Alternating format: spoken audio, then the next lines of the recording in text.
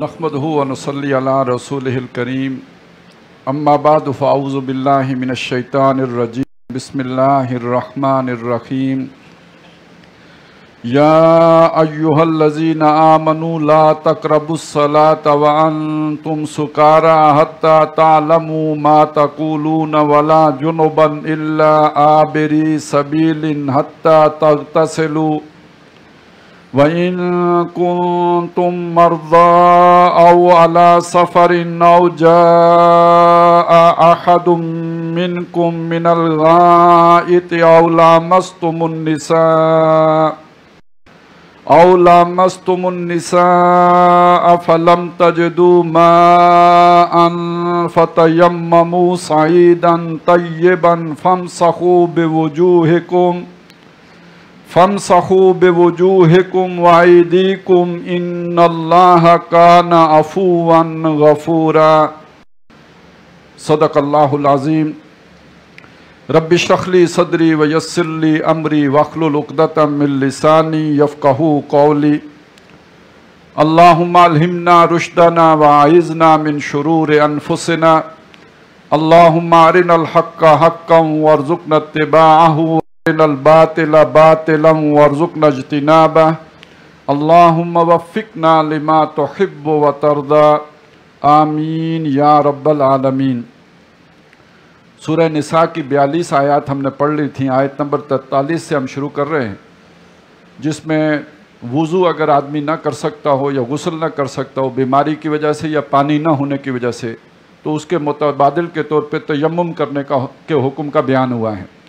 فرمایا یا ایھا الذین آمنوا، اے وہ لوگوں جو ایمان لائے ہو، لا تقربوا الصلاۃ، نماز کے قریب نہ جاؤ، وانتم سکارا، جبکہ تم نشے کی حالت میں ہو۔ اس سے پہلے سورہ بقرہ میں ہم نے پڑھا تھا کہ یہ پوچھتے ہیں آپ سے یسألونک عن الخمر والمیسر، یہ شراب اور جوئے کے بارے میں آپ سے پوچھتے ہیں، تو اس میں گناہ بھی ہے، اسمہما اکبر من نفعہما، لیکن اس کے گناہ کا پہلو جو ہے اس کے سوا بہتری اور خیر کے پہلو سے بڑھ کر ہے، فائدے کے پہلو سے غالب ہے اس کے اوپر۔ تو پہلے درجے میں تو یہ بات سمجھائی تھی۔ اب بتایا کہ جب تمہیں نشہ ہو، تم خمار میں ہو، تو نماز کے قریب نہ جاؤ، حتی تعلموا، یہاں تک کہ تمہیں سمجھ آ رہی ہو، ما تقولون، جو کچھ تم کہہ رہے ہو، جو پڑھ رہے ہو نماز میں اس کی تمہیں سمجھ آ رہی ہو، ولا جنوباً، اور اسی طرح جب تم حالت جنوب میں ہو، یعنی یہ کہ غسل کی حاجت ہو، الا عابری سبیل، سوائے اس کے کہ مسافر ہو، اس وقت بھی نماز کے قریب نہ جاؤ، حتی تغتسلوا، جب تک کہ غسل نہ کر لو۔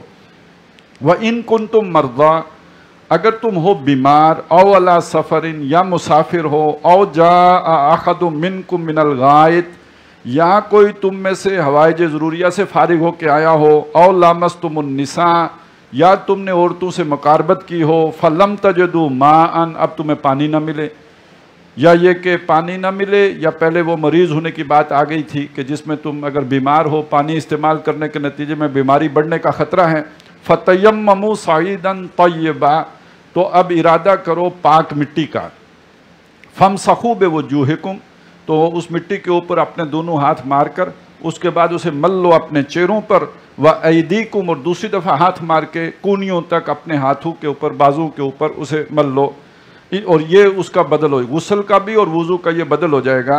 إِنَّ اللَّهَ كَانَ عَفُوًّا غَفُورًا، بے شک اللہ تعالیٰ معاف کرنے والا اور بخشنے والا ہے۔ الم تر الی الذین اوتوا نصیبا من الکتاب، کیا آپ نے نہیں دیکھا ان لوگوں کو جنہیں کتاب میں سے حصہ دیا گیا، اہل کتاب جو ہیں تورات اور انجیل والے، یشترون الضلالۃ، وہ گمراہی کو خریدتے ہیں، کتاب سے ہدایت ملتی ہے لیکن وہ کتاب بیچ کر اور کتاب کو پس پش ڈال کر وہ گمراہی کا سودا کرتے ہیں، وَيُرِيدُونَ أَن تَضِلُّوا السَّبِيلَ، اور وہ چاہتے ہیں کہ تم بھی گمراہ ہو جاؤ۔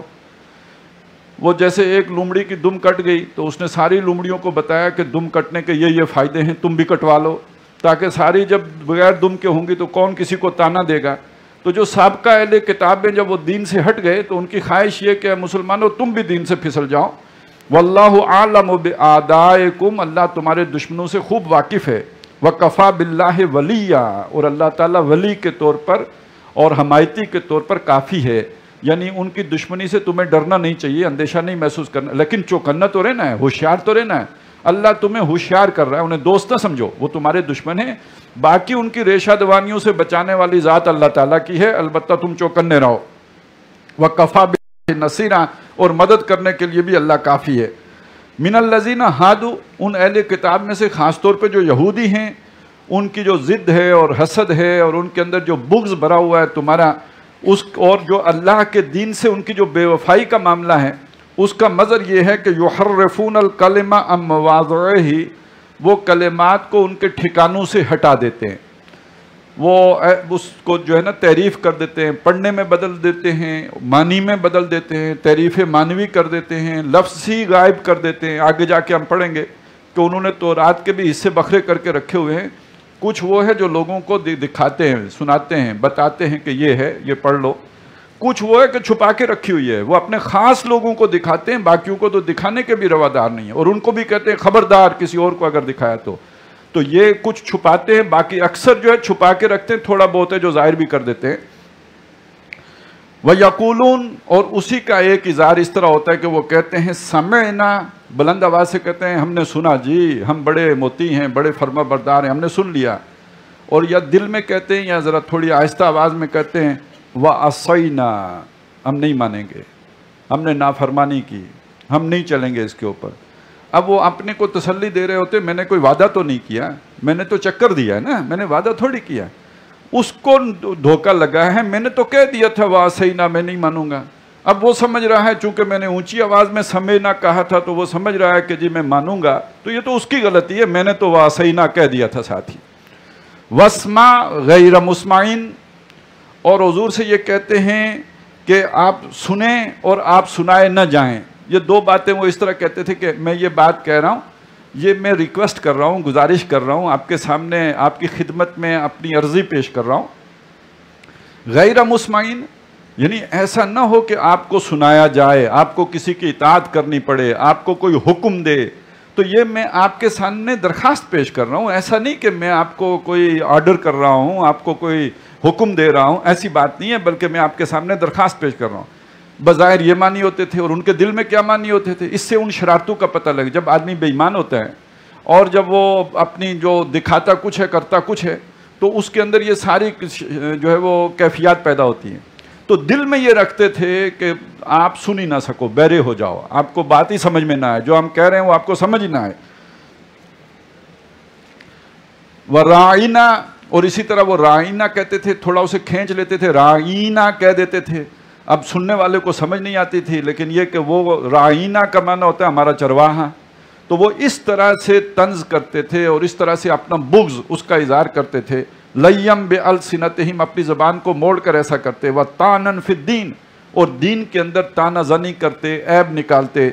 व लौ अन्नहुम कालू समेना, अगर वो कहते कि हमने सुना, व अताना, और हमने माना, वस्मा, और कहते कि सुनिए, वंजुरना, और बजाय राइना कहने के कहते कि हमें हमारी मोहलत दीजिए, हमें देखिए, लकाना खैर अल्लाहुम, तो ये उनके लिए बेहतर होता। व अक़वम, और ज़्यादा दुरुस्त बात होती। वलाकिन लानहुमुल्लाहु बिकुफ्रिहिम, लेकिन अल्लाह ने उनके ऊपर उनकी नाशुक्री की वजह से लानत कर दी है। जो हदायत उनके पास आई थी, जिसकी वजह से अल्लाह ने उन्हें वो मनसब दिया था, आलिया जो है मकाम पर फाइज किया था, जब उस हदायत के तकाजे नहीं पूरे किए तो अल्लाह ने उन पर ऐसी लानत कर दी, फिटकार कर दी कि अब वो ये कुछ करते फिरते हैं। अब चालाकियां हैं कि जिनमें वो पड़े हुए हैं।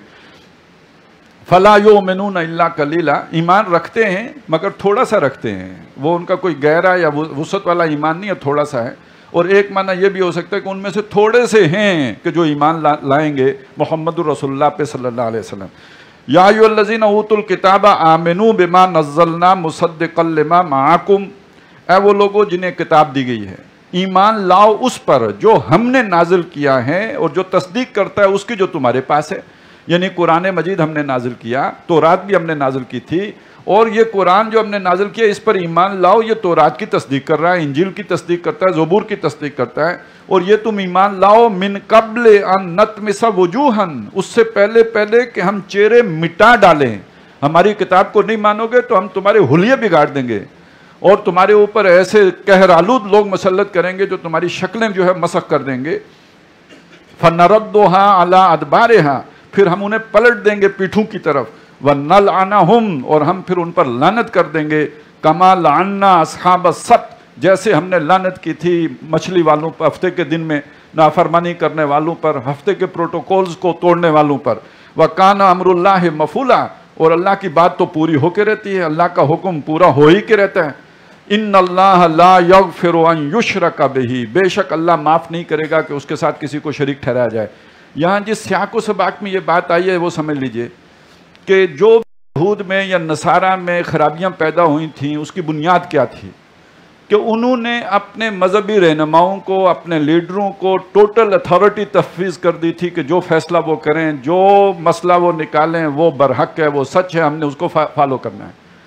حالانکہ یہ حیثیت تو اللہ کی ہے، اور کوئی اور اس کے پاس یہ اختیار نہیں ہے کہ حلال و حرام کے فیصلے کرے، وہ کوئی نیک شکل و صورت کا آدمی ہو یا عوام ساری کی ساری مل کے ہو، یا کوئی جابر اور قاہر فرعون یا قارون ہو یا نمرود ہو، کسی کے پاس یہ اختیار نہیں ہے کہ وہ حلال و حرام کا فیصلہ کرے۔ یہ اختیار تو صرف اللہ کے پاس ہے۔ یہ اتخذوا احبارهم ورهبانهم اربابا من دون اللہ، ہم سورہ توبہ میں پڑھیں گے۔ انہوں نے اپنے اخبار اور اپنے روبان، علماء و درویشوں اور صوفیاء کو اللہ کو چھوڑ کر اپنا رب بنا لیا تھا۔ یہ شرک ہے۔ تو اللہ، اور یہاں در حقیقت ان عوام کو متنبہ کیا گیا ہے کہ تم اگر ان اپنے شیطانوں کے پیچھے چلو گے تو یہ وہ گناہ ہے جو اللہ معاف نہیں کرے گا۔ تمہاری اگر کوئی اور کوتاہیاں ہو جائیں، کوئی غلطیاں ہو جائیں، وہ اللہ معاف کرنے والا ہے، لیکن شرک ایک ایسا گناہ ہے کہ جس کو اللہ ہرگز معاف نہیں کرے گا۔ ان اللہ لا یغفر ان یشرک بہ، بے شک اللہ تعالیٰ نہیں بخشتا کہ اس کے ساتھ کسی کو شریک ٹھہرایا جائے۔ یہ ذکر آیا ہے تو ہمارے ہاں یہ شے جو ہے عملاً کم از کم الحمدللہ امت مسلمہ میں تو نہیں پیدا ہوئی، لیکن یہ کہ مسلمانوں میں سے کچھ گروہ ایسے نکلے ہیں جن میں یہ کیفیات پیدا ہوئی ہیں۔ جو بھی ایک تصور ہے امامت معصومہ کا، وہ تو اب دنیا میں موجود ہی نہیں، امام صاحب غیب ہیں، جب آئیں گے تو مسئلہ کھڑا ہوگا، آپ دیکھیں گے جب آتے ہیں تو کیا ہوتا ہے۔ لیکن یہ کہ جو یہ ہیں اپنے جیسے غلام احمد قادیانی کھڑا ہوا تو اس نے تو وہ حیثیت کلیم کی ہے نا، وہ نبی بنا ہے، جو وہ کہے گا وہ ماننا پڑے گا، نبی کی تو بات جو ہے اطاعت مطلق ہوتی ہے۔ اب یہ شرک کی قسم بن جائے، یہ صرف نبوتی کے ختم ہونے کا مسئلہ نہیں ہے، یہ ایک شرک کی صورت بن جائے گی کہ اس کا ہر سب کچھ کا مستند ہے۔ اسی طرح ہمارے ہاں یہ آغا خانی جو ہے، آغا خان امام معصوم ہے، اور وہ جو اس کی غیر مشروط اطاعت ہوگی، اطاعت مطلق ہے اس کی، تو یہ ساری صورتیں در حقیقت شرکی کی ہیں۔ اسی پہ قیاس کر لیجئے، کسی بھی فرد کے بارے میں اگر آپ یہ سمجھ لیتے ہیں کہ جو وہ کہے گا میں اس پر عمل کروں گا، تو یہ در حقیقت اسی ذیل میں آ جائے گا، اور یہ بہت بڑا گناہ ہے، گناہ کبیرہ، وہ جو معاف بھی نہیں ہوتا۔ یہ حیثیت یا تو اللہ کی ہے یا اللہ کے رسول کی ہے صلی اللہ علیہ وسلم۔ اس کے بعد حضرت ابو بکر بھی ہیں، ان کی بھی اطاعت ہوگی، تو جہاں میں ٹیڑھا ہو جاؤں مجھے سیدھا کرنا تم پر فرض ہے، وہاں تو اس طرح ہوگی۔ اور وہاں حضرت عمر سے بھی پوچھا جائے گا کہ جناب آپ نے کرتا کہاں سے بنایا؟ لا سمع ولا طاعہ، جب تک اس کا جواب نہیں دیتے نہ ہم سنیں گے نہ اطاعت کریں گے۔ وَيَغْفِرُ مَا دُونَ ذَلِكَ لِمَن يَشَاءُ، اور اس کے علاوہ جو کچھ بھی ہے جو اللہ تعالیٰ چاہے جس کے لیے اسے معاف کر دے گا۔ گرانٹ یہ پکا سرٹیفکیٹ نہیں ہے کہ سب ضروری معاف کر دے گا، ہاں جس کے لیے چاہے اللہ معاف کر دے۔ وَمَن يُشْرِكْ بِاللَّهِ، اور جس نے اللہ کے ساتھ کسی کو شریک ٹھہرایا، فَقَدِ افْتَرَىٰ إِثْمًا عَظِيمًا، تو اس نے تو بہت عظیم گناہ کمایا، بہت بڑا گناہ ہے کہ جو اس نے اپنے اوپر اٹھا لیا۔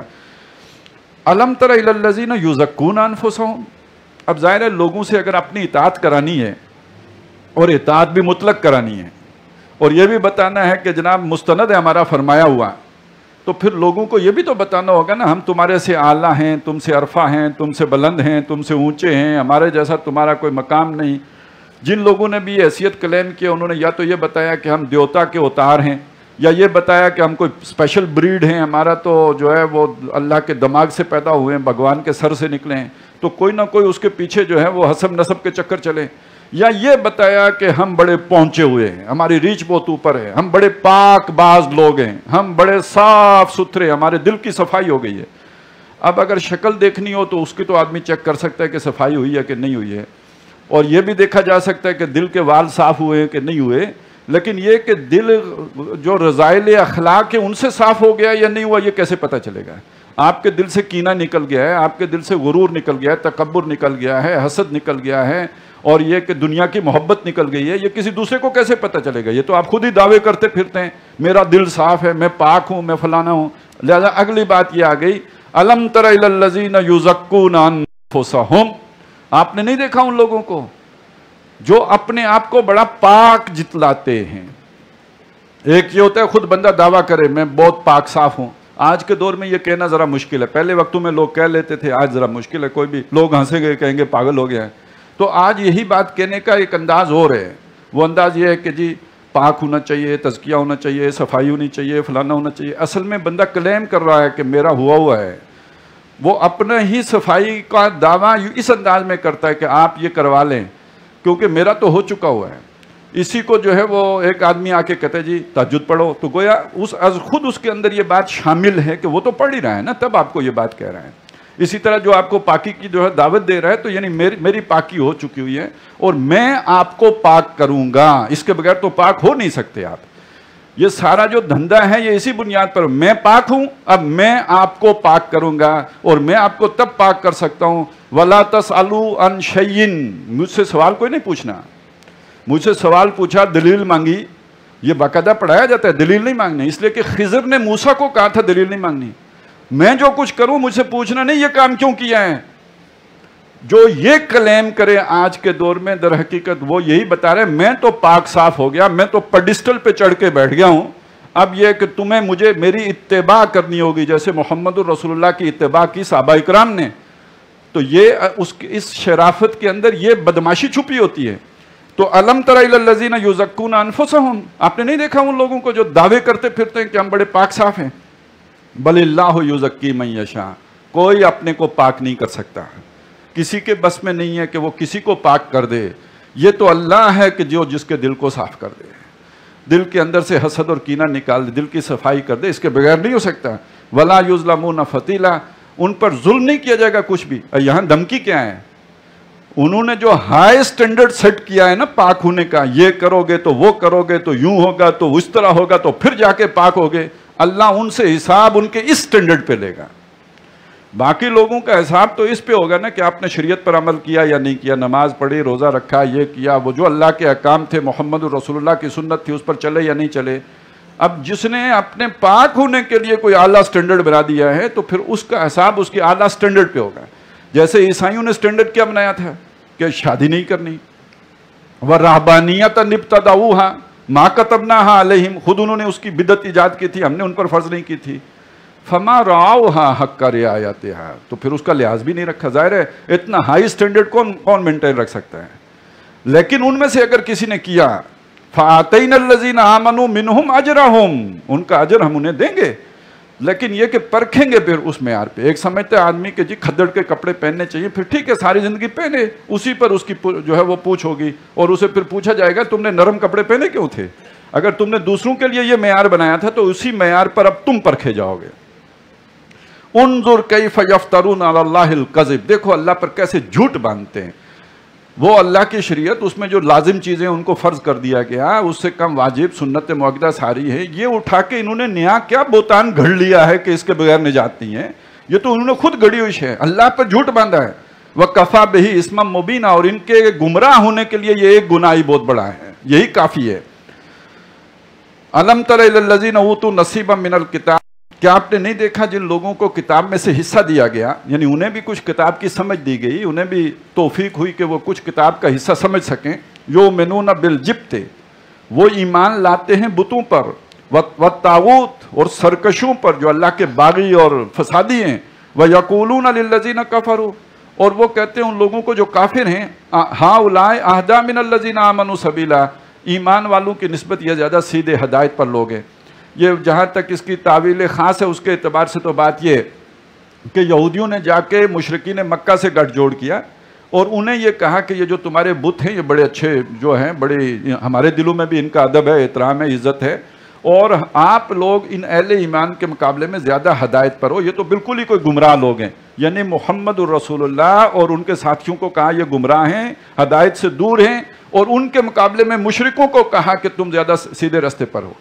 باقی یہ کہ تعویل عام میں دیکھیں تو آپ اگر آج بھی کسی مذہب کا جو گڑھ ہے، کوئی مسجد ہے، وہاں جا کے کہیں کہ ہم اللہ کی کتاب کو جو ہے وہ بیان کرنا چاہتے ہیں تو شاید آپ کو اجازت تو نہ ملے.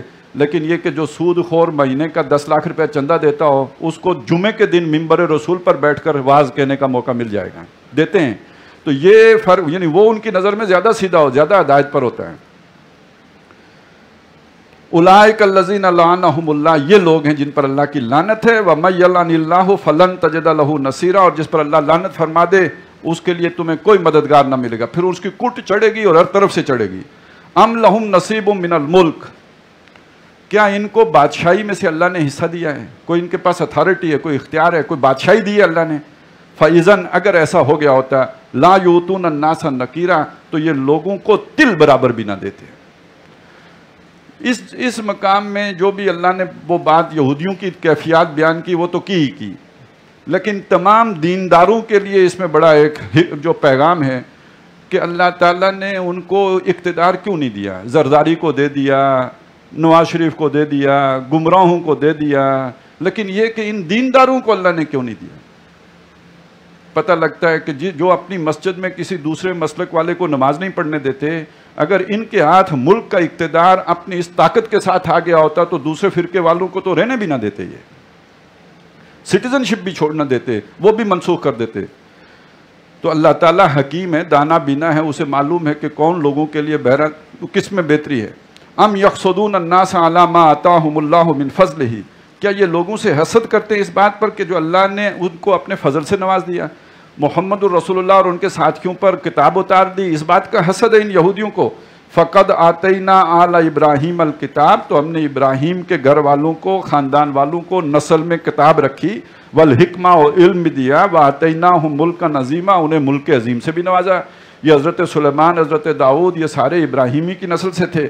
فمنہم من آمن بہ ومنہم من صد عنہ، اچھا کوئی بھی جو یہودی اور نصرانی بھی کیوں نہ ہو، سارے ہی غلط نہیں ہیں، ان میں اچھے لوگ بھی ہیں، تو ان میں سے وہ بھی ہیں جو اس پر بھی ایمان لاتے ہیں، قرآن پر بھی ایمان لاتے ہیں، اور ان میں وہ بدبخت بھی ہیں کہ جو اس کا انکار کرتے ہیں، رکتے بھی ہیں، دوسروں کو بھی روکتے ہیں۔ وَكَفَى بِجَهَنَّمَ سَعِيرًا، اور ان کے لیے دوزخ بھڑکتی آگ کافی ہے۔ ان الذین کفروا بآیاتنا سوف نصلیہم نارا، بے شک وہ لوگ جنہوں نے ہماری آیات کا کفر کیا، ان کو نہیں مانا، اس کے مقابل کھڑے ہوئے، ان کو ہم عنقریب دوزخ میں داخل کریں گے۔ کلما نضجت جلودہم، وہاں جب بھی ان کی جلدیں جل جائیں گی، دوزخ ہے، آگ ہے، جلد جل گئی، بدلناہم جلودن، ہم تبدیل کر کے انہیں اور جلدیں دے دیں گے غیرہا، ان کے علاوہ، لیذوقوا العذاب، تاکہ سزا اور مزہ درد کا چکھتے رہیں۔ کیونکہ یہ سارا جو بھی ذہن تک خبر ملتی ہے کہ فلانی جگہ پہ درد ہے، یہ جلد کے ذریعے ہی سارا نظام قائم ہے۔ جلد جل جائے تو احساس درد ختم ہو جائے گا، لہٰذا ہم انہیں نئی جلد دے دیں گے تاکہ وہ عذاب کا مزہ چکھتے رہیں۔ ان اللہ کان عزیزا حکیما، بے شک اللہ تعالیٰ زبردست بھی ہے اور حکمت والا بھی ہے۔ والذین آمنوا وعملوا الصالحات، اور وہ لوگ جو ایمان لائے جنہوں نے نیک اعمال کیے، سندخلہم جنات تجری من تحتہا الانہار، ہم انہیں داخل کریں گے ان باغات میں جن کے درمیان ندیاں رواں ہیں، خالدین فیہا ابدا، ہمیشہ ہمیشہ اس میں رہیں گے۔ لہم فیہا ازواج مطہرۃ، وہاں ان کے لیے پاکیزہ نیک بیویاں ہوں گی۔ وندخلہم ظلا ظلیلا، اور ہم انہیں گھنی چھاؤں میں داخل کریں گے۔ ان اللہ یامرکم ان تؤدوا الامانات الی اہلہا، بے شک اللہ تعالیٰ تمہیں حکم دیتا ہے کہ امانتیں ان کے اہل کے سپرد کیا کرو۔ اب یہاں وہ امانت مراد نہیں ہے جو عام طور پر ہم سمجھتے ہیں، یعنی یہ کہ پیسے کس کے پاس رکھوانے ہیں، اگر کوئی زیور ہے تو کہاں چھوڑنا ہے، یہ اس کی بات نہیں ہو رہی، یہ اجتماعی ذمہ داریوں کی بات ہو رہی ہے۔ وہ جو آپ کا حاکم ہے اس کو بھی حکم دیا جا رہا ہے کہ جو تم میں سے بہترین لوگ ہو ان کو ذمہ داریوں پر فائز کرو، اہل لوگوں کو فائز کرو، اپنے رشتہ داروں کی بنیاد پر نہیں، اپنے دوستی کی بنیاد پر نہیں، اپنے تعلق کی بنیاد پر نہیں، بلکہ اہلیت کی بنیاد پر ذمہ داریاں دیا کرو۔ اور مسلمان عوام کو بھی یہ بات کہی جا رہی ہے، کیونکہ جہاں تک دین کے اجتماعی نظام کا تعلق ہے، خلافت یا جو بھی آپ کا امیر المومنین ہو یا خلیفۃ المسلمین ہو، وہ آسمان سے نہیں ٹپکے گا۔ آسمان سے نبی اور رسول آتے تھے، خلیفۃ المسلمین مسلمانوں کے مشورے سے بنے گا، اسے مسلمان بنائیں گے۔ ان مسلمانوں سے یہ کہا جا رہا ہے کہ تم اپنے میں سے بہترین آدمی کو جو اہلیت کا حامل ہو، اور جیسے آج کل ایک بات ہوتی ہے 62-63 پر پورا اترنے والا ہے، یعنی جو دین کے تقاضے پورے کرنے والا ہے اور اہل بھی ہو۔ ایک دین کے تقاضے تو پورے کرتا ہے، نماز بھی پڑھتا ہے، روزے بھی رکھتا ہے، بہت سارا نیک ہے، لیکن یہ کہ سوجھ بوجھ نہیں رکھتا ہے، تو وہ اہل نہیں ہے۔ وہ ہم نے سورہ بقرہ میں پڑھا تھا، حضرت سموئیل نبی ہیں، اللہ کے نبی، معصوم عن الخطا، لیکن وہ ان سے جب انہوں نے کہا کہ ہمارے لیے کوئی سپہ سالار مقرر کریں تو انہوں نے یہ نہیں کہا میں سپہ سالار ہوں گا، انہوں نے کہا اللہ نے طالوت کو تمہارے لیے سپہ سالار بنایا ہے، اس لیے کہ مختلف کاموں کے لیے مختلف صلاحیتیں درکار ہیں.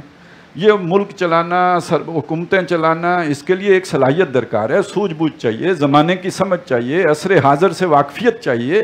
لہٰذا جو ان تمام امور میں تم میں سب سے بہترین ہو اس کو اس منصب کے اوپر فائز کرو. تو یہاں آپ جو آج ہماری ایک جدید ریاست ہوتی ہے اس کے جو مختلف شعبے ہوتے ہیں اس میں سے ایک شعبہ انتظامیہ ہوتی ہے. انتظامیہ کا جو ہیڈ ہے اسے وزیر اعظم یا پریزیڈنٹ کہتے ہیں. پریزیڈنشل سسٹم میں پریزیڈنٹ ہوتے ہیں اور جو آپ کا پارلیمانی نظام ہوتا ہے اس میں پرائم منسٹر ہوتا ہے. وہ انتظامیہ کا سربراہ ہوتا ہے، سربراہ حکومت. تو یہاں اس کے لیے ہدایت آئی ہے کہ تم میں سے جو اہل لوگ ہیں ان کو ان ذمہ داریوں کے اوپر فائز کیا کرو. وَإِذَا حَكَمْتُمْ بَيْنَ النَّاسِ أَن تَحْكُمُوا بِالْعَدْلِ، اور جب تم لوگوں کے درمیان فیصلہ کرو تو تم فیصلہ کرو انصاف کے ساتھ، عدل کے ساتھ، پوری برابری کے ساتھ. اب پرانے وقتوں کے اعتبار سے جب یہ آیات نازل ہوئی یا اس کے فوری بعد جس دور میں ان پر عمل ہوا تو اس میں جو انتظامیہ کا سربراہ ہے وہی قاضی بھی ہے. کوئی بھی مقدمہ پیش ہوگا تو کس کی جناب میں پیش ہوگا؟ حضرت ابوبکر کے پاس آئے گا نا، حضرت عمر کے پاس آئے گا، وہی اس کا فیصلہ کریں گے. لیکن حضرت عمر ہی کے دور میں یہ تقسیم وجود میں آ گئی تھی کہ اب ایسے مقدمات کا فیصلہ ایک علیحدہ ادارہ بن گیا جسے آج ہم عدلیہ کہتے ہیں کہ فیصلہ کرنے کے لیے عدالت وجود میں آ گئی. پہلے نہیں تھی لیکن بعد میں یہ عدالتیں بھی بن گئیں. اور آج کے دور میں ریاست کا جو دوسرا بڑا ادارہ ہے وہ عدلیہ ہے. لہٰذا اب اگر کوئی بھی جو بھی قانون وہ انتظام ہے، ایگزیکیوشن ہے، نفاذ ہے، تنفیذ ہے، وہ تو حکومت کی ذمہ داری ہے. لیکن جو اس قانون کے مطابق کوئی مقدمہ پیش ہوگا اور اس میں فیصلہ کرنا ہوگا، دو آدمی لڑ پڑے ہیں، اس میں فیصلہ کون کرے گا؟ یہ انتظامیہ نہیں کرے گی. ہاں، انتظامیہ کا یہ کام ہے کہ عدالت کو فیسیلیٹیٹ کرے، وہ دونوں فریقوں کو لا کے پیش کرے، یہ کام انتظامیہ کا ہوگا. اور اب عدلیہ کا کام ہوگا کہ ان کے درمیان فیصلہ کرے. اب عدلیہ فیصلہ کیسے کرے کہ ان میں سے بڑا کون ہے، عمر کس کی زیادہ ہے، نہیں انفلوئنس کس کا زیادہ ہے، نہیں بیریا ٹاؤن میں پلاٹ کون دے سکتا ہے، نہیں میرے بینک میں زیادہ جو ہے وہ ٹرانزیکشن کون کرا سکتا ہے. تو یہ تو ساری بدماشیاں ہو گئیں. عدلیہ فیصلہ کرے انصاف کے ساتھ، عدل کے ساتھ، ان چیزوں کو دیکھے بغیر. وہ دو باتیں آگے آ جائیں گی کہ فیصلہ کرتے وقت نہ کسی کی نفرت تمہیں انصاف سے روکے، نہ کسی کی محبت تمہیں انصاف سے روکے. وہ اپنے خلاف بات کرنی پڑے. وَلَوْ عَلَىٰ أَنفُسِكُمْ أَوِ الْوَالِدَيْنِ وَالْأَقْرَبِينَ، قریبی رشتہ داروں کے خلاف ہو، والدین کے خلاف ہو، اپنے خلاف ہو، عدل کی بات کرو. کونوا قوامین بالقسط شہداء للہ. اور لا یجرمنکم شنآن قوم علی الا تعدلوا اعدلوا هو اقرب للتقوی. کسی قوم کی دشمنی، نفرت، بغض، عداوت تمہیں انصاف سے نہ روک دے. اگر تم کہتے ہو نا متقی کون ہوتا ہے، کس کا دل صاف ہے، کون کس کا تزکیہ ہو گیا ہے، وہ ہے جو انصاف کے ساتھ بات کرنے والا ہے، جو عدل کے ساتھ معاملہ کرنے والا ہے. محبت و نفرت دونوں میں انصاف کا دامن چھوڑنے والا نہیں ہے. تو یہ دوسرا حکم آ گیا عدالت کے لیے کہ آپ نے انصاف کا دامن نہیں چھوڑنا، عدل و انصاف کے ساتھ فیصلے کرنے ہیں. ان اللہ نعم ما یعظکم بہ، اللہ تمہیں کیا خوب نصیحتیں کرتا ہے، کتنی عمدگی سے تمہیں باتیں سمجھ، کیا بہترین انداز میں اللہ تعالیٰ تمہارے دل میں بات اتارتا ہے. ان اللہ کان سمیعا بصیرا، بے شک اللہ تعالیٰ سننے والا، دیکھنے والا ہے. اب یہاں تک تو بات ہو گئی ذمہ داروں کے لیے، دو بڑے بڑے جو ذمہ داریاں ہیں ان کا ذکر آ گیا. اب آ رہی ہے عوام کے لیے ایک ہدایت ہے، اور وہ ہدایت کیا ہے؟ اور سارے مسلمانوں کے لیے، ان ذمہ داروں کے لیے بھی جن کو منصب ملے ہیں اور جو عام پبلک ہے اس کے لیے بھی.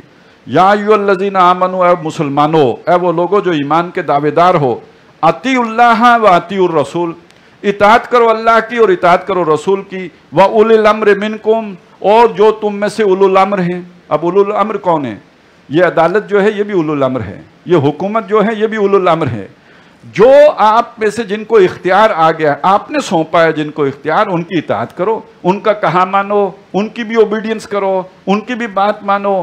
آپ نے ایک منظم ادارے کی صورت میں اگر جینا ہے، امت بن کے جینا ہے، بنیان برسوس بن کے جینا ہے، تو بہرحال سمو اطاعت کے نظام کے بغیر تو نہیں جیا جا سکتا.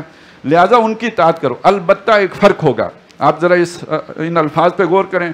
اللہ کے ساتھ بھی اطاعت کا امر کا صیغہ آیا، رسول کے ساتھ بھی امر کا صیغہ آ گیا دوبارہ دہرا کے، اور اولو الامر کے ساتھ وہ نہیں آیا. یعنی یہ الفاظ یوں نہیں ہیں، آیت اس طرح نہیں ہے کہ اطیعوا اللہ و اطیعوا الرسول و اطیعوا اولی الامر منکم، یہ نہیں کہا، یا یوں بھی نہیں کہا اطیعوا اللہ والرسول و اولی الامر منکم۔ اگر اس طرح ہوتا تو تینوں برابر ہو جاتے، لیکن فرق رکھا اطیعوا اللہ و اطیعوا الرسول و اولی الامر منکم۔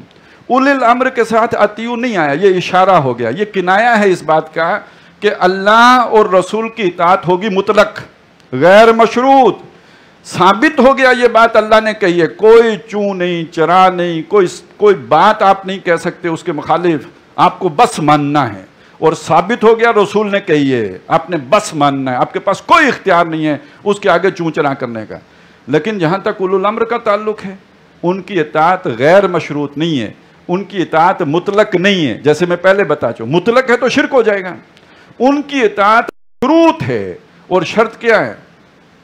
شرط یہ ہے کہ وہ اطاعت معروف میں ہوگی، فی المعروف ولا یاسینک فی معروف، اور وہ بیعت کریں گی عورتیں نبی صلی اللہ علیہ وسلم آپ کی کہ وہ معروف میں آپ کی نافرمانی نہیں کریں گی۔ تو یہ گویا تعلیم دے دی گئی مسلمانوں کو کہ وہ اپنے حکمرانوں کی اطاعت فی المعروف کریں گے۔ اور اس نے ایک چیز خود بخود ثابت کر دی کہ حکمران اگر غیر معروف کا حکم کریں، کوئی آدمی یہ سمجھے کہ اس کا حکم قرآن و سنت کے خلاف ہے، لا طاع ولا سمع، اور لا طاعت لمخلوق فی معصیت الخالق کے اصول ہے۔ جب اللہ کی نافرمانی ہو رہی ہو، کوئی ایسا حکم دیا جائے کہ جس کو پورا کرنے کے نتیجے میں اللہ کے کسی حکم کو توڑنا ضروری ہو جائے، تو ایسے کسی حکم کو نہیں مانا جائے گا، یہ رد ہو جائے گا، یہ اس حکم کو نہیں مانا جائے گا۔ اب یہ نہیں مانا جائے گا تو تنازع پیدا ہو جائے گا یا نہیں ہو جائے گا؟ حکمران آپ کو کہا یہ کرو، آپ کہتے ہیں میں نہیں کرتا، حکمران کہتے ہیں اللہ کے حکم کے مطابق ہے، آپ کہتے ہیں نہیں اللہ رسول کے حکم کے خلاف، تبھی نہیں کر رہے نا آپ، جھگڑا کھڑا ہو گیا۔ اس جھگڑے کا حل کیا ہے؟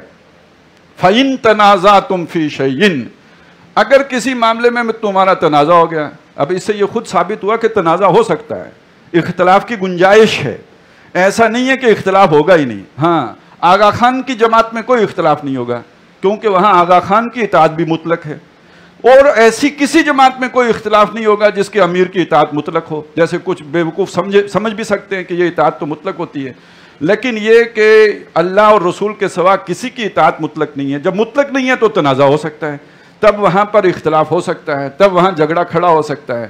اب اللہ کا حکم کیا ہے اگر جھگڑا کھڑا ہو جائے، اگر اختلاف ہو جائے، اگر تنازع ہو جائے، اگر کھینچا تانی ہو جائے، اللہ نے رہنمائی کیا دی ہے؟ نعمہ یعظکم بہ کیا ہے؟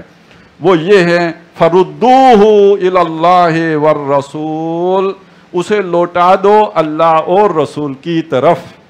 اب اللہ اور رسول کی طرف کیسے لوٹائیں؟ آج کے دور میں ملکی سطح پہ کیسے لوٹے گا؟ آپ کی عدلیہ ہے، عدلیہ کے اندر بیٹھے ہوئے ہیں جج، حکومت اور عوام کے درمیان کسی مسئلے میں تنازع کھڑا ہو گیا، کوئی شخص جا کے عدالت میں کیس دائر کر دے گا کہ حکومت کا یہ قانون جو اس نے بنایا ہے، یہ جو لیجسلیشن کی گئی ہے، یہ قرآن و سنت سے متصادم ہے۔ جیسے آج ہمارے آئین میں ہے نا کہ یہاں کوئی قانون قرآن و سنت کے خلاف نہیں بن سکتا ہے۔ اب اگر عدلیہ اپنا فنکشن کرے تو کوئی بھی شخص جا کے کہے فلانا قانون قرآن و سنت کے خلاف ہے، اب عدلیہ وہاں پہ اس پہ علماء بھی آئیں گے، اپنی آراء دیں گے، مختلف جو بھی حوالے پیش کیے جائیں گے، اس کے بعد عدالت فیصلہ کرے گی کہ قرآن و سنت کے مطابق ہے تو نافذ ہوگا، اور اگر قرآن و سنت سے مخالف ہوگا تو کالعدم، جیسے آئین سے متصادم قانون جو ہے کالعدم کر دیا جاتا ہے۔ تو فردوہ الی اللہ والرسول، یہ ہوگا بلند تر سطح۔ اچھا ایک بات سمجھ لیجئے، ہمارے ہاں جو بھی مدارس ہیں اس میں جو مفتی بھی بنتے ہیں، جو مفتی کا فنکشن ہے وہ قاضی کا فنکشن نہیں ہے۔ یہاں قاضی کی بات ہو رہی ہے، مفتی کی بات نہیں ہو رہی۔ مفتی کا کام ہے کہ جو بھی آپ مسئلہ اس سے پوچھیں، اس مسئلے کو اس مفتیٰ بہی قول بتا دے، اس مسئلے کے بارے میں رائے یہ ہے۔ اب اس کی امپلیمنٹیشن کسی مخصوص صورتحال پر اس کا اطلاق کرنا، یہ مفتی کا کام نہیں ہے، یہ قاضی کا کام ہے۔ تو گویا مفتی کا رول ایک عدالت کے اندر معاون کا رول ہوتا ہے، جیسے وکیل کا رول ہوتا ہے۔ ججمنٹ پاس کرنا قاضی کا کام ہے۔ تو یہ جو قاضی ہوگا وہ فیصلہ، اچھا وہ ایک علیحدہ تربیت، ایک علیحدہ ٹریننگ کی ضرورت ہے۔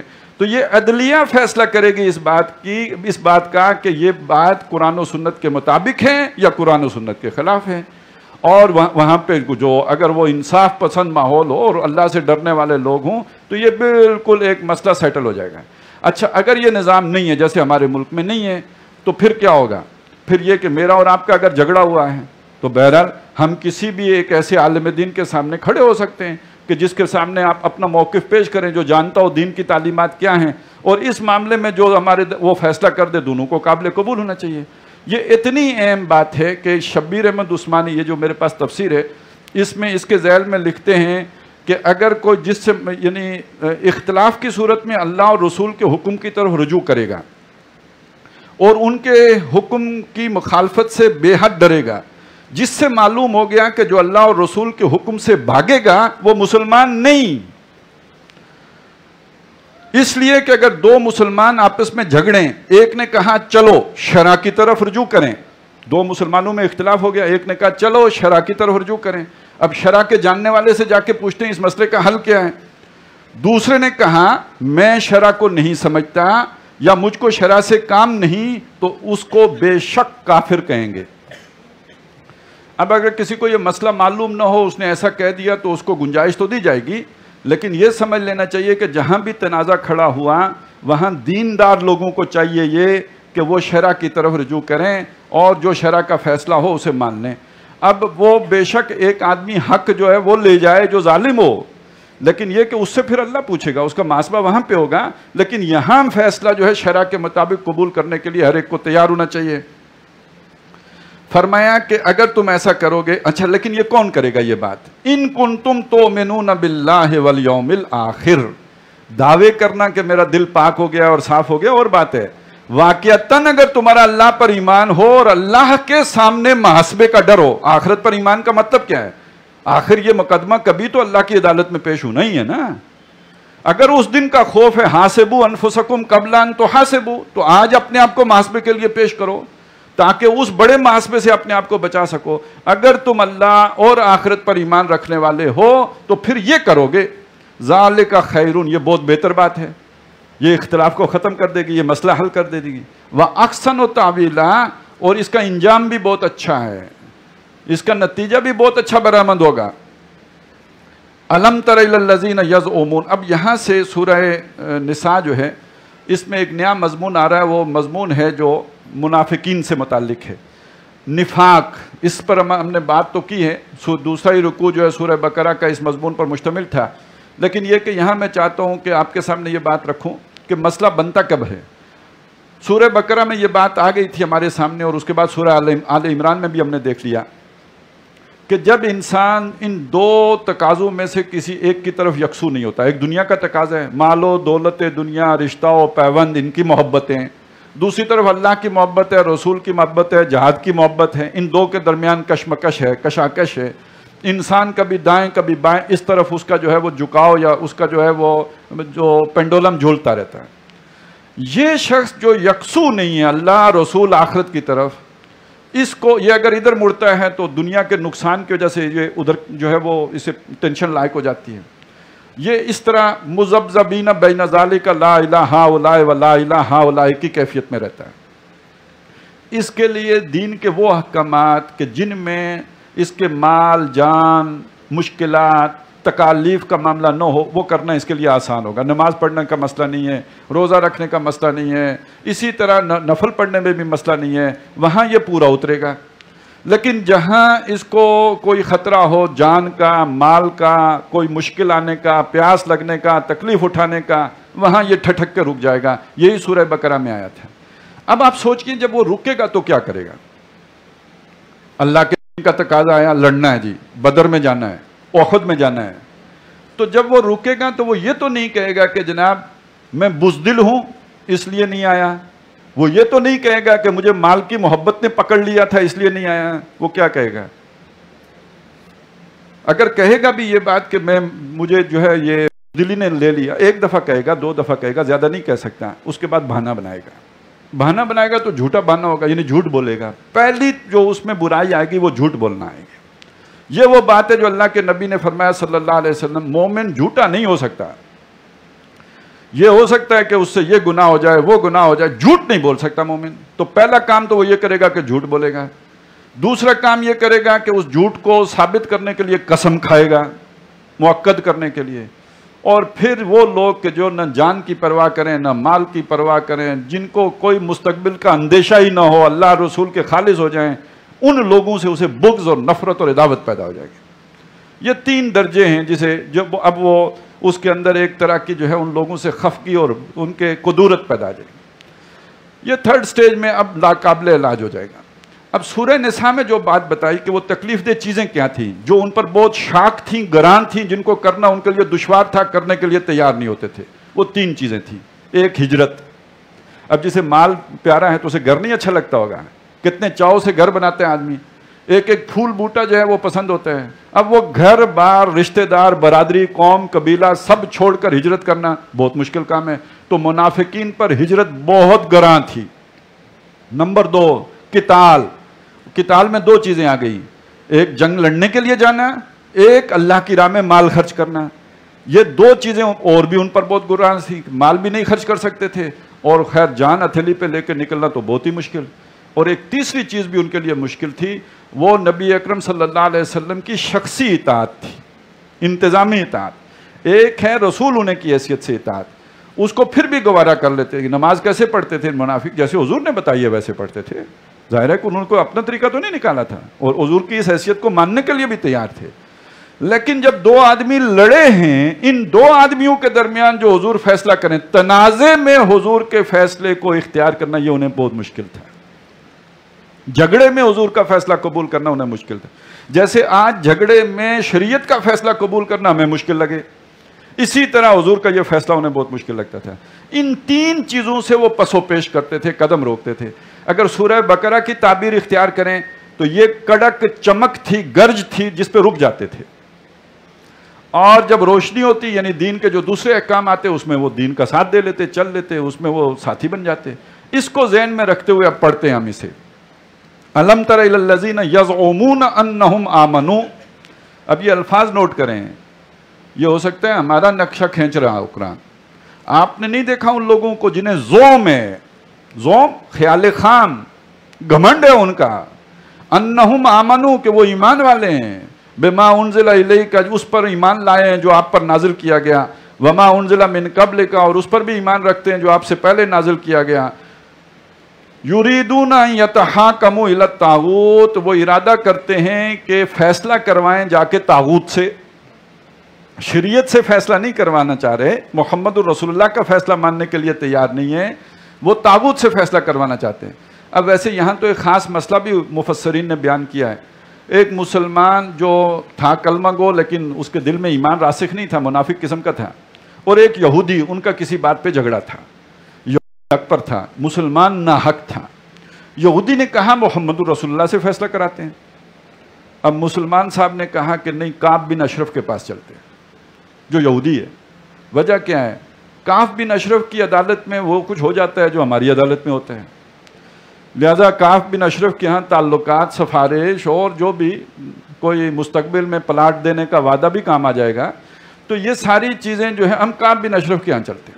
یہودی کہہ رہے ہیں محمد الرسول اللہ کے پاس چلتے ہیں۔ بہرحال کسی طرح کھینچ تان کے وہ یہودی اس مسلمان کو حضور کے پاس لے آیا، حضور صلی اللہ علیہ وسلم نے معاملہ سنا، ساری بحث سنی، اور اس کے بعد یہودی کے حق میں فیصلہ کر دیا۔ اب یہودی پریشانی کے عالم جائز، آپ کے خلاف جب فیصلہ آتا ہے تو جس کیفیت میں آپ عدالت سے باہر نکلتے ہیں اس کیفیت میں مسلمان صاحب باہر تشریف لائیں۔ باہر آ کے یہودی کو کہا کہ حضرت عمر کے پاس سے بھی نہ فیصلہ لے لیں۔ تو سوچا کہ حضور نے تو منصفانہ فیصلہ کر دیا، شاید حضرت عمر اپنی قومی غیرت کا ثبوت دے نا، مسلمان کی غیرت کا ثبوت دے۔ وہ اس نے کہا چلو حضرت عمر کے پاس چلتے ہیں۔ اس کی بدبختی آئی ہوئی تھی، حضرت عمر کی عدالت میں پہنچ گئے۔ حضرت عمر جب سن رہے تھے تو یہودی نے بتا دیا کہ حضور نے یہ فیصلہ فرمایا ہے۔ انہوں نے کہا اچھا ٹھیک ہے، کوئی بات نہیں۔ وہ اندر گئے، تلوار لے کے آئے، بغیر کچھ کہے مسلمان کا سر قلم کر دیا، اسے قتل کر دیا۔ اب اس کے رشتہ دار جو ہے مقدمہ لے کے حضور کے پاس پہنچ گئے کہ ہمارا آدمی اور حضرت عمر نے قتل کر۔ یہ بیک گراؤنڈ ہے جس میں یہ آیات نازل ہوئی ہیں۔ تو وہ لوگ، اچھا اس میں ہمارے لیے بہت سبق ہے۔ آج ہم اپنے فیصلے کس سے کرواتے ہیں؟ زوم تو ہمارا بھی ہے کہ ہم مسلمان ہیں، گمان تو ہم بھی رکھتے ہیں کہ ہم بخشے بخشائے ہیں، لیکن یہ تو دیکھیں نا کہ ہم فیصلے کس سے کروا رہے ہیں۔ الم تر الی الذین یزعمون انہم آمنوا بما انزل الیک وما انزل من قبلک یریدون ان یتحاکموا الی الطاغوت، چاہتے یہ ہیں کہ جا کے سرکشوں سے، اللہ کے دشمنوں سے، اللہ کے دین سے بیزاروں سے فیصلے کرائیں. وقد امروا ان یکفروا بہ، حالانکہ انہیں حکم دیا گیا ہے کہ اس کا انکار کریں، اسے نہ مانیں، اس کی بغاوت کریں، وہاں پیش نہ ہوں، مقدمہ نہ لے کے جائیں، اپنا حقوق غصب ہوتا ہے ہونے دیں، اس کے سامنے جا کے پیش نہ ہوں. حکم یہ دیا گیا ان کو. وہ جو ہم نے سورہ بقرہ میں پڑھا ہوا من یکفر بالطاغوت ویؤمن باللہ، جو طاغوت کا انکار کرے اور اللہ پر ایمان لائے، تب تو ایمان لایا ہے وہ. تو جہاں فیصلے کرتے ہوئے نہ اللہ کا خیال رکھا جائے نہ رسول کا خیال رکھا جائے، وہاں مقدمہ لے کے کیوں جائے پھر؟ وَيُرِيدُ الشَّيْطَانُ أَن يُضِلَّهُمْ ضَلَالًا بَعِيدًا، اور شیطان تو کہتا ہے کہ وہ چاہتا ہے کہ انہیں گمراہ کرے، دور کی گمراہی میں لے جائیں. یہ دور کی گمراہی ہے. بے شک نمازیں پڑھیں، بے شک روزے رکھیں، بے شک حج کریں، بے شک قربانیاں دیں، اگر اس گمراہی میں پڑے ہوئے ہیں تو یہ دور کی گمراہی ہے. حاکم کس کو بنایا ہے آپ نے؟ یہ بنیادی بات ہے. وَإِذَا قِيلَ لَهُمْ تَعَالَوْا إِلَىٰ مَا أَنزَلَ اللَّهُ وَإِلَى الرَّسُولِ، اور جب ان سے کہا گیا کہ آؤ اس چیز کی طرف جو نازل کیا اللہ نے اور فیصلہ رسول سے کرواؤ، رَأَيْتَ الْمُنَافِقِينَ يَصُدُّونَ عَنْكَ صُدُودًا، تو تم دیکھو گے منافقوں کو کہ وہ آپ کے پاس آنے سے رکتے ہیں اور ٹھٹک کے رہ جاتے ہیں. اب رکنا سمجھ میں آیا جو سورہ بقرہ میں آیا تھا؟ جب اندھیرا ہوتا ہے تو رک جاتے ہیں، یعنی جب فیصلہ اپنے خلاف آنے کا اندیشہ ہو اور حضور کے پاس فیصلہ لے جانے کا مطلب ہو، وہاں وہ ٹھٹک جاتے ہیں، رک جاتے ہیں. فَكَيْفَ إِذَا أَصَابَتْهُمْ مُصِيبَةٌ بِمَا قَدَّمَتْ أَيْدِيهِمْ، تو پھر کیسا کیا ہو گیا اگر ان کو اپنے ہاتھوں کی کرتوت کی وجہ سے کسی مصیبت میں گرفتار ہونا پڑا، گردن اڑ گئی، اگر حضرت عمر نے اگر قتل کر دیا، اب کیوں چیخ رہے ہیں؟ اب اسلام یاد آیا ہے. یہی ہمارا حال ہوتا ہے، جب اپنا مطلب نکلے ہم اسلام کرتے ہیں، اور جب دوسرے کو حق دینا پڑ جائے اس وقت ہمیں اسلام بھول جاتا ہے. تو اب انہیں اسلام یاد آیا کہ اسلام میں قصاص ہوتا ہے اور بدلہ ہوتا ہے. ثم جاؤک یخلفون باللہ، پھر آپ کے پاس یہ دوڑے چلے آئے، ان کی برادری کے لوگ ہوں گے جو قتل ہو گیا تھا مقتول، اور قسمیں اللہ کی کھاتے ہوئے آئے، ان اردنا الا احسانا و توفیقا، ہمارا ارادہ نہیں تھا مگر بھلائی کرنے کا تھا اور وفاق اور ملاپ قائم کرنے کا تھا. یعنی ہم حضرت عمر کے پاس کوئی آپ کا فیصلہ بدلوانے نہیں گئے تھے، وہ کوئی سپریم کورٹ انہیں مان کر وہاں ہم نہیں گئے تھے، بلکہ وہاں جانے کا مطلب یہ تھا کہ وہ کوئی پیچ اپ کرا دیں.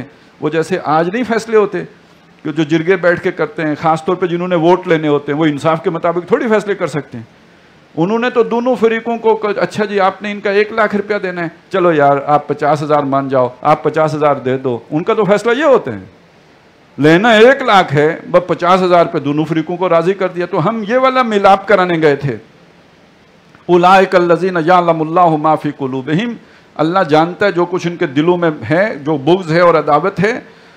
فَعَارِضْ عَنْهُمْ، تو اے نبی آپ ان سے اعراض کیجئے، تغافل کیجئے. وَعِظْهُمْ، ہاں انہیں نصیحت کیجئے، سمجھائیے. وَقُلْ لَهُمْ فِي أَنفُسِهِمْ قَوْلًا بَلِيغًا، اور اپنے پاس سے انہیں دل تک پہنچ جانے والی بات کہیے. وَمَا أَرْسَلْنَا مِن رَّسُولٍ، اب یہ وہ بات سمجھائی. میں نے آپ کو بتایا تھا نا شخصی اطاعت بہت گران تھی، اب اللہ تعالیٰ یہ بتا رہے ہیں کہ شخصی اطاعت کتنی لازم ہے محمد رسول اللہ کی. وَمَا أَرْسَلْنَا مِن رَّسُولٍ، ہم نے کوئی رسول نہیں بھیجا. یہ آج ہمارے دور کے منکرین حدیث کے لیے بھی اس میں بڑی رہنمائی ہے، اگر وہ عقل سے کام لیں کہ قرآن کیا کہتا ہے. ہم نے کوئی رسول نہیں بھیجا إِلَّا لِيُطَاعَ بِإِذْنِ اللَّهِ، مگر اس لیے بھیجا ہے کہ اللہ کے حکم سے اس کی اطاعت کی جائے. اطاعت رسول کی ہوگی، اللہ کی اطاعت رسول کی اطاعت کے بغیر ہو ہی نہیں سکتی. اللہ کی اطاعت آپ نے کرنی ہے تو رسول کی اطاعت کے اندر اللہ کی اطاعت ہے. وَلَوْ أَنَّهُمْ إِذْ ظَلَمُوا أَنفُسَهُمْ جَاءُوكَ، جب انہوں نے اپنے نقصان کر ہی لیا تھا، ظلم کر لیا تھا، گناہ کر لیا تھا، غلطی کر لی تھی، یہودی کا نقصان کر بیٹھے تھے، اور اس کے بعد وہ اگر آتے آپ کے پاس فَاسْتَغْفِرُوا اللَّهَ، اور پھر اللہ سے معافی چاہتے، وَاسْتَغْفَرَ لَهُمُ الرَّسُولُ، اور رسول بھی ان کے لیے استغفار کرتے اور دعا کرتے، لَوَجَدُوا اللَّهَ تَوَّابًا رَحِيمًا، تو اللہ کو پاتے توبہ قبول کرنے والا مہربان. فَلَا وَرَبِّكَ لَا يُؤْمِنُونَ، اے نبی ایمان ان کا زوم ہے کہ ہم مومن ہیں. وہ جو شروع میں آیا تھا نا، ان کا زوم ہے، ان کا خیال خام ہے کہ ہم مومن ہیں. اب اگر جاننا چاہتے ہو ایمان والا کون ہے تو سنو، فلا، تو نہیں، وربک، تیرے رب کی قسم ہے، لا یؤمنون حتی یحکموک، یہ مومن ہو ہی نہیں سکتے جب تک کہ آپ کو حکم نہ مان لیں، آپ کی اتھارٹی تسلیم کر لیں. فیما شجر بینہم، کس معاملے میں؟ شریعت کا معاملہ نہیں ہے، جو ان کے آپس کے جھگڑے ہیں ان معاملات میں. جو ان کے آپس کے تنازع ہیں، وہ جو میں نے بتایا تھا جب تنازع ہو تو اسے شریعت کے پاس نہیں لے کے جا رہے ہیں، آپ مومن ہی نہیں پھر. جو ان کے آپس کے تنازعات ہیں ان تنازعات کو اے نبی جب تک آپ سے فیصل نہ کروائیں، ثم لا یجدوا فی انفسہم، اچھا پھر صرف فیصلہ ہی آپ سے نہ کروائیں بلکہ جو آپ نے فیصلہ کیا ہو اس فیصلے کے بارے میں اپنے جیوں میں نہ پائیں حرجن، کوئی تنگی، کوئی دل کے اندر اس فیصلے کے خلاف جذبات بھی نہ پائیں، مما قضیت، جو آپ نے فیصلہ کر دیا ہو، وَيُسَلِّمُوا تسلیما، اور اسے خوشی سے قبول کریں. وَلَوْ أَنَّا كَتَبْنَا عَلَيْهِمْ، اور اگر ہم نے ان پر فرض کر دیا ہوتا أَنِ اقْتُلُوا أَنفُسَكُمْ، کہ اپنی جانوں کو قتل کرو. وہ جیسے بنی اسرائیل نے جب گناہ کیا، بچھڑے کی پوجا کی، تو اس کے بعد یہ ہوا یا نہیں ہوا کہ ان کو قتل کیا گیا، ان کے اپنے خاندان کے لوگوں نے قتل کیا. تو ہم اگر ان خاندان والوں ہی کو کہتے کہ یہ جو باغی ہے جس نے محمد رسول اللہ کا فیصلہ نہیں مانا اسے قتل کرو، او اخرجوا من دیارکم، یا اسے جلاوطن کر دو، ان کو ان کے گھروں سے نکال دو، ما فعلوہ الا قلیل منہم، تو یہ نہ کرتے مگر ان میں سے بہت تھوڑے ہی ہوتے یہ کام کرنے والے. وَلَوْ أَنَّهُمْ فَعَلُوا، اور اگر یہ لوگ وہ کام کریں ما یوازون بہ، جس کی ان کو وصیت کی جا رہی ہے، لَكَانَ خَيْرًا لَهُمْ، تو یہ ان کے لیے بہتر ہے. وَأَشَدَّ تَثْبِيتًا، اور یہ ثابت قدم، دین پر ثابت قدم رہنے کا یہی ذریعہ ہے. وَإِذًا لَّآتَيْنَاهُم مِّن لَّدُنَّا أَجْرًا عَظِيمًا، اور اس صورت میں ہم انہیں اپنے پاس سے اجر عظیم عطا کریں. وَلَهَدَيْنَاهُمْ صِرَاطًا مُسْتَقِيمًا، اور ایک بہت بڑا فائدہ انہیں یہ پہنچائیں، ہم انہیں گامزن کر دیں صراط مستقیم کے اوپر. آپ اللہ کی پکار پہ لبیک کہیں، آپ اللہ تعالیٰ آپ کو صراط مستقیم پہ چلائے گا، درجات بلند کرے گا اور کئی منزلوں سے گزارے گا. وَمَن يُطِعِ اللَّهَ وَالرَّسُولَ، اور جو اطاعت کرے گا اللہ کی اور رسول کی، فَأُولَٰئِكَ مَعَ الَّذِينَ أَنْعَمَ اللَّهُ عَلَيْهِم مِّنَ النَّبِيِّينَ وَالصِّدِّيقِينَ وَالشُّهَدَاءِ وَالصَّالِحِينَ، تو وہ ساتھ ہوں گے ان لوگوں کے جن پر اللہ نے انعام کیا، انبیاء میں سے، صدیقین سے، شہداء سے اور نیکوکاروں میں سے. وَحَسُنَ أُولَٰئِكَ رَفِيقًا، اور ان لوگوں کی رفاقت، ان کا ساتھ کیا ہی عمدہ ہے. ذَلِكَ الْفَضْلُ مِنَ اللَّهِ، اللہ کا یہ فضل ہے. وَكَفَىٰ بِاللَّهِ عَلِيمًا، اور جاننے کے لیے اللہ کافی ہے. یا ایھا الذین آمنوا خذوا خضرکم فانفروا ثبات او انفروا جمیعا. اب یہ آپ سفر میں نکلے ہیں، حالت جنگ میں ہیں، تو اس حالت جنگ کے لیے کچھ پروٹوکولز ہیں کہ جو دیے گئے ہیں. اے وہ لوگوں جو ایمان لائے ہو، جب آپ اپنے ہتھیار سنبھال کے رکھو، فانفروا، تو پھر نکلو، ثبات او انفروا جمیعا، اکٹھے ہو کے یا ٹکڑیاں بن کے. اکٹھے چلنا یہ تو اب وہ فیصلہ امیر کرے گا کہ مل کے چلنا ہے یا ٹکڑیوں کی صورت میں چلنا ہے، لیکن ہتھیار بند ہو کے چلو، چوکنے ہو کے ہتھیار بند ہو کے چلو. وَإِنَّ مِنْكُمْ لَيُبَطِّئَنَّ، تم میں وہ بھی ہے جو پیچھے رہ جاتا ہے، یعنی لشکر چلا ہے تو وہ سیانہ جو ہے وہ پیچھے رہ، وہی منافقین جن کا اللہ پر ایمان نہیں ہے، وہ آگے ساتھ نہیں چلتے، وہ پیچھے رہتے ہیں. کیوں پیچھے رہتے ہیں؟ فَإِنْ أَصَابَتْكُمْ مُصِيبَةٌ، اگر تمہیں کوئی مصیبت آ جائے، ظاہر لشکر جا رہا ہے، کوئی حملہ ہو گیا، کوئی گھات لگا کے بیٹھا تھا اس نے کوئی تیر چلا دیے، تو اگر تمہیں کوئی مصیبت پہنچے، قَالَ قَدْ أَنْعَمَ اللَّهُ عَلَيَّ، کہتے ہیں اللہ نے مجھ پر بڑا احسان کیا، میں ساتھ نہیں تھا نا، یہ میں مر گیا ہوتا، وہ آگے بم پھٹ گیا ہے، 10 مر گئے، شکر ہے میں وہاں نہیں تھا. تو اب ایک ایمان یہ بھی ہوتا ہے اللہ پر کہ اللہ کا بڑا احسان ہے کہ میں ان کے ساتھ شامل نہیں تھا. اذ لم اکن معہم شہیدا، کہ میں وہاں پہ موجود نہیں تھا. وَلَئِنْ أَصَابَكُمْ فَضْلٌ مِّنَ اللَّهِ، اب ہر دفعہ تو بم نہیں پھٹتا نا، کبھی کبھی خزانہ بھی مل جاتا ہے، مال و غنیمت بھی مل جاتا ہے، فتح بھی نصیب ہو جاتی ہے. اب یہ پیچھے تھا، تو اگر اللہ کا فضل مل جائے، لَيَقُولَنَّ كَأَن لَّمْ تَكُن بَيْنَكُمْ وَبَيْنَهُ مَوَدَّةٌ، تو وہ لازماً کہیں گے کہ جیسے تمہارے اور ان کے درمیان کوئی دوستی ہی نہ ہو. دوستی کا تقاضا تو یہ ہے نا، میرے دوست کو ملا تو مجھے نہیں ملا، کیا فرق پڑا، لیکن ان کے اندر تو دوستی کی کیفیت ہی نہیں ہے. لہٰذا اس موقع پہ انہیں حسرت ہو گئی، یا لیتنی کنت معہم، کاش کہ میں بھی ان کے ساتھ ہوتا، فافوز فوزا عظیما، تو بڑی کامیابی میں بھی حاصل کر لیتا. یہ سادہ زمانے کی باتیں، اب تو بڑا عیار زمانہ آ گیا ہے. اب 9/11 کے بعد طالبان سے یو ٹرن بھی لے لو. جب طالبان جیتنے لگے تو پھر یہ دعویٰ بھی کر دو کہ یہ سارا تو ہم نہیں کیا ہے، ماشاءاللہ سے وہ کریڈٹ بھی سارا لے لو. اس نے کم از کم کریڈٹ تو نہیں لیا، صرف افسوس کیا کہ کاش اس فتح میں بھی شامل ہوتا، مال غنیمت مجھے بھی ملتا. یہاں تو کریڈٹ بھی سارا خود ہی لیا جاتا ہے. فَلْيُقَاتِلْ فِي سَبِيلِ اللَّهِ، تو وہ لڑیں، انہیں چاہیے، ان پہ لازم ہے کہ اللہ کی راہ میں لڑیں. الذین یشترون الحیات الدنیا، ان لوگوں کے خلاف کہ جنہوں نے دنیا کی جو وہ لوگ لڑیں اللہ کی راہ میں جو اپنی دنیا بیچ چکے ہیں اللہ کی خاطر۔ اب یہ وہ فیصلہ کن بات آ گئی، لڑنے سے پیچھے کون ہٹتا ہے؟ جو اپنی دنیا نہیں بیچے ہوتا ہے، جو دنیا نہیں بیچ سکتا۔ لڑنے کا مطلب ہی دنیا جان بیچنا ہے۔ تو جنہوں نے اپنی دنیا اللہ کو بیچ دی ہے، کس چیز کے بدلے میں بیچی ہے؟ آخرت کے بدلے میں بیچی ہے نا۔ تو جو اپنی دنیا آخر اللہ کو بیچ چکے ہیں ان پر لازم ہے کہ اللہ کی راہ میں لڑیں، بالآخر آخرت کے بدلے میں جنہوں نے بیچی ہے۔ وَمَن يُقَاتِلْ فِي سَبِيلِ اللَّهِ، اور جو اللہ کی راہ میں لڑے، فَيُقْتَلْ، وہ قتل کر دیا جائے، او یغلب، یا وہ غالب آ جائے، فتیاب ہو، فَسَوْفَ نُؤْتِیہِ أَجْرًا عَظِیمًا، ہر دو صورتوں میں ہم اسے اجر عظیم سے نوازیں گے، مر گیا تو اور غازی ہو کے آیا تو۔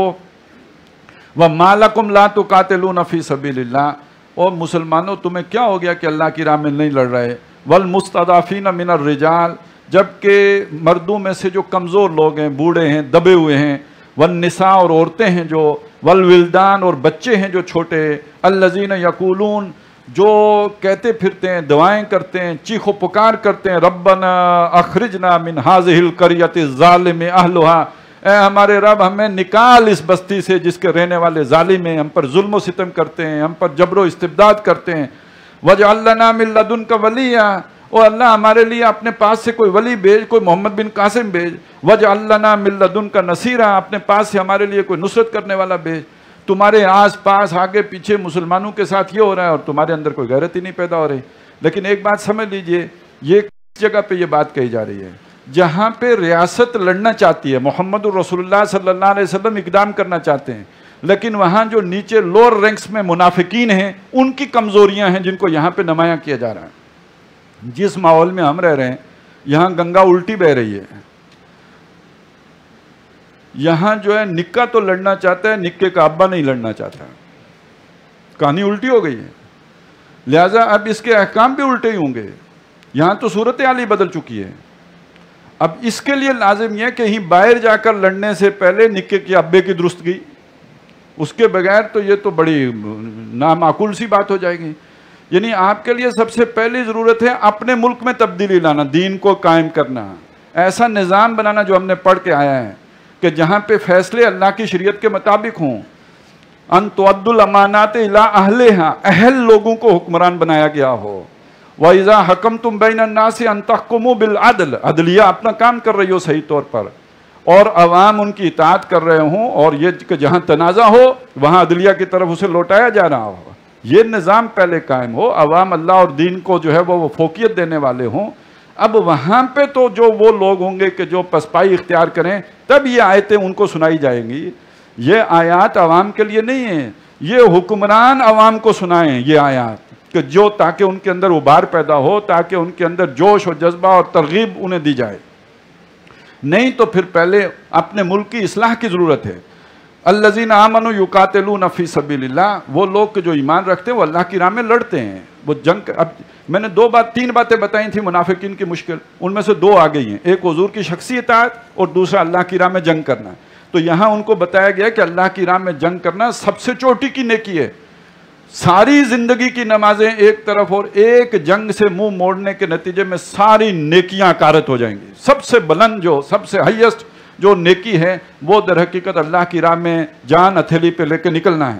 تو جو ایمان والے ہیں وہ اللہ کی راہ میں لڑتے ہیں۔ والذین کفروا، بلکہ جو پکے کافر ہیں، یقاتلون فی سبیل الطاغوت، وہ بھی لڑتے ہیں، اپنے نظام کے لیے لڑتے ہیں، طاغوت کے لیے لڑتے ہیں۔ لڑتے نہیں، کتنے وسائل خرچ کرتے ہیں اس کے لیے، جو جنگیں ہوتی ہیں تو کوئی بغیر وسائل کے، اور آج کی جنگیں عراق کے خلاف، ایران کے خلاف اب تیاریاں ہو رہی ہیں، افغانستان کے خلاف، اس پہ وسائل لگتے ہیں کہ نہیں لگتے؟ ملک کنگال ہو جاتے ہیں۔ لیکن یہ کہ اپنے طاغوت، اپنے نظام، اپنی سویلائزیشن جس کو وہ اپنی اعلیٰ اقدار کہتے ہیں، اس کے لیے وہ مال بھی لگاتے ہیں، جانیں بھی کھپاتے ہیں۔